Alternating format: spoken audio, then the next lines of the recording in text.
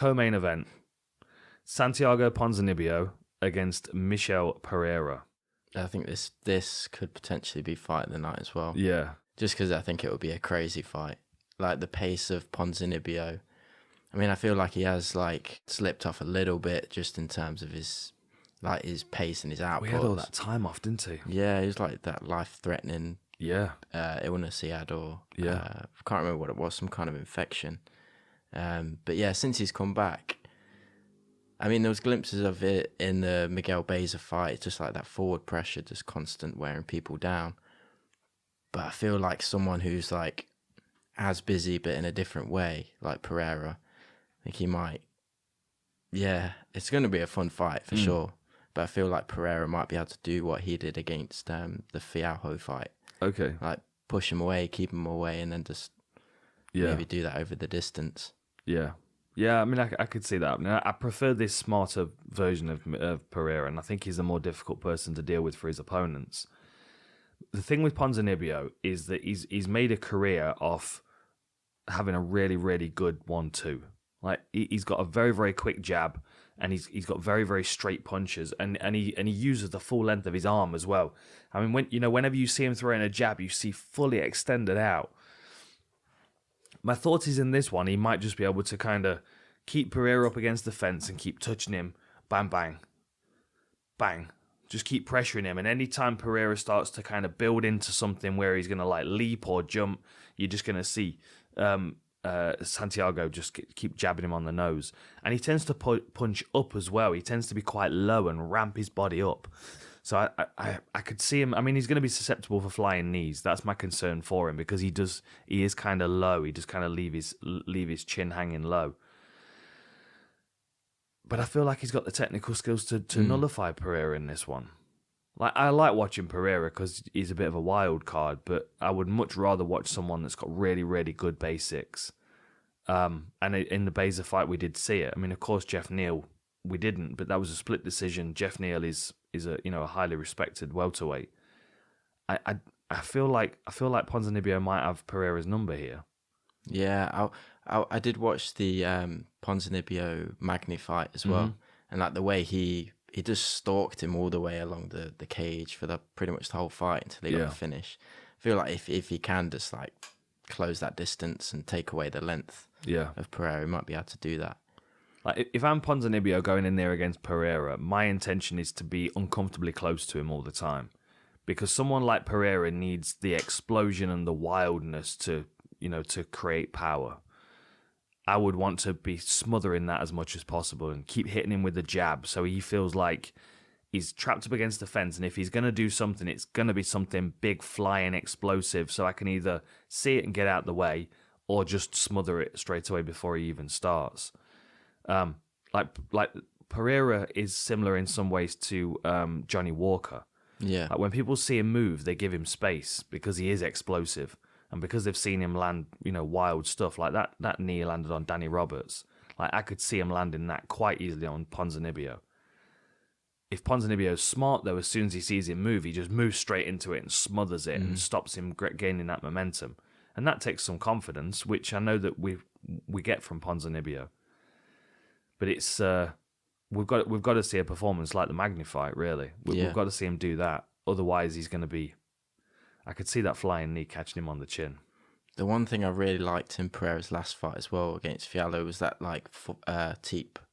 That front kick was just keeping that, and it was just like every time he was pushing forward, just keeping him back. Yeah.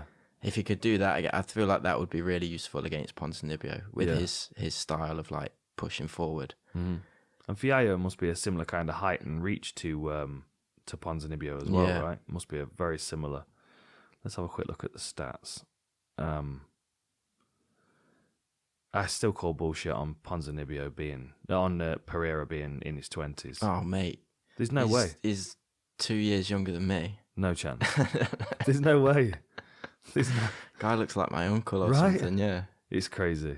He looks like an extra out of a gang movie. You know what I mean? Like some old school mafia bosses. Yeah. It's like that kid at school that's like brought in to play for the football team. He's like 3 years older. Yeah. He's the ringer on the baseball team that's smoking a cigarette and like, hang on a minute, you're supposed to be 9. So 29-5 for Ponzinibbio, 27-11 and 2 no contests for Pereira. 1 inch reach advantage for Pereira, but 1 inch height advantage, but the reach is the same. Very similar striking output. Both of them have got a high striking output, 4.7. Takedown offense is 100% for Michel Pereira. I don't expect Ponzinibbio to really want to grapple with him too much, but it might be worth him clinching him just to tie him up against the fence, but not worth grappling with him on the floor. I'm gonna go Ponzinibbio on this one.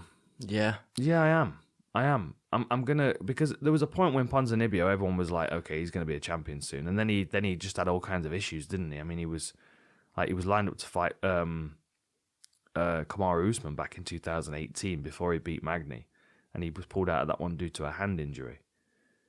Then he was due to fight Robbie Lawler, and he was pulled out of that one as well. Then he was due to fight Muslim Salikov, and that was Salikov who withdrew. He's had some bad luck recently. Yeah, it's sad because those 2 years out, like he was at that peak, and then the age, I suppose that those 2 years like adds 2 years to your age as well. For and sure. if you've had issues with like illness and stuff, it's I mean, they weren't a healthy 2 years. No, like, exactly. He was on his deathbed at one point.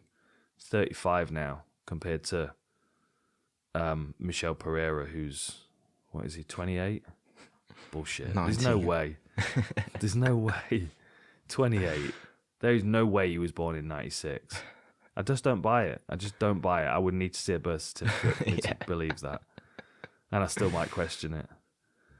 Yeah, no, I'm gonna go Ponzinibbio on this one. Okay. Yeah, I think Ponzinibbio is gonna just walk him down for 15 minutes and jab his face off, and Pereira is gonna look rather stifled. I'm going for Pereira. Oh yeah. Yeah, if he can keep that distance and then maybe get something explosive, like a flying knee or something. Yeah. Yeah, I can see that. I think it's going to be a really fun fight, though.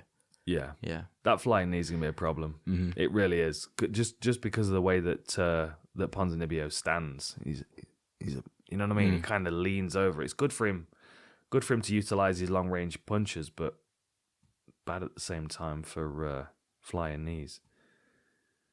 Jeez, that Fial's fighting again soon. Andre Fial's fighting Jake Matthews on 275. Oh, is he? He's staying busy, isn't he? Jeez, yeah. 2 first-round finishes, that's why. Yeah, I think because Fial was really good. Like in his last 2 fights, looked really good, and Pereira managed to stay in there and kind of negate what he had to offer. So yeah.